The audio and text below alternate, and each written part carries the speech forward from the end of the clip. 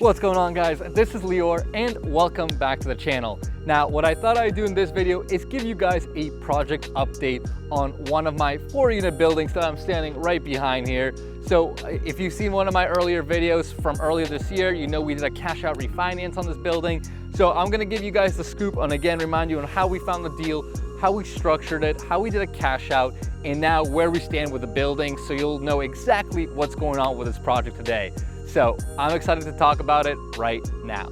Now, before we get into the video, super quickly guys, if this is your first time on my channel, make sure you smash that subscribe button for me. I put out tons of new videos every single week talking about my project updates, my thoughts on all real estate investing and the buy and hold strategies. So as I said, I'm excited to give you guys an overview of my project here. We bought this now, I think almost 2 years ago at this point.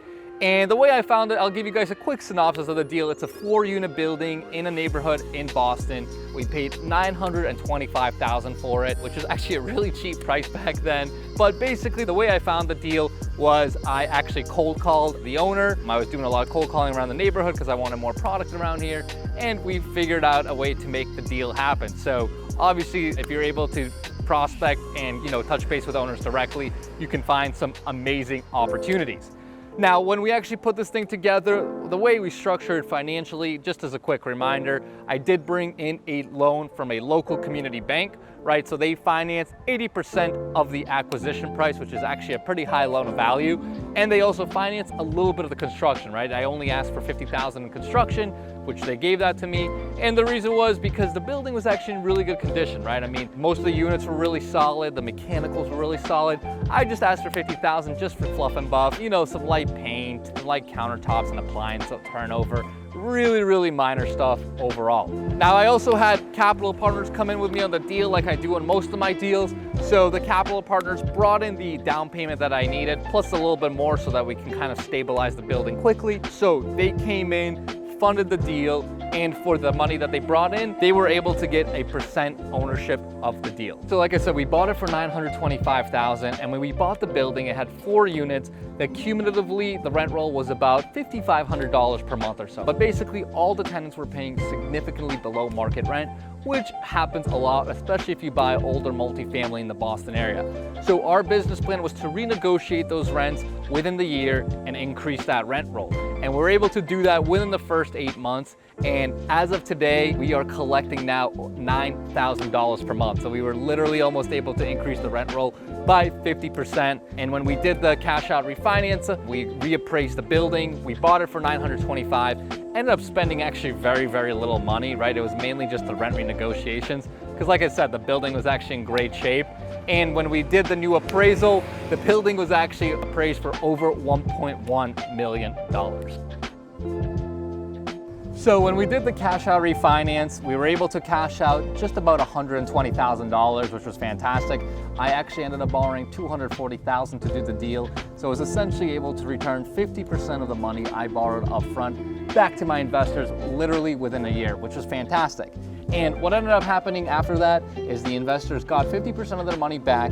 They still retained the exact full ownership that I gave them up front. And now we're just sitting on a completely stabilized building, right? That is at top dollar rents, again, producing $9,000 per month. And now I'm essentially every single month since that cash out refinance, what I've been doing is literally just doing mailbox money for my investors and myself, right? We've been able to collect cash flows, right? We're grossing $9,000. Our mortgage payment, I think, is like $4,500. We still got some maintenance and other expenses that add up probably to $1,000.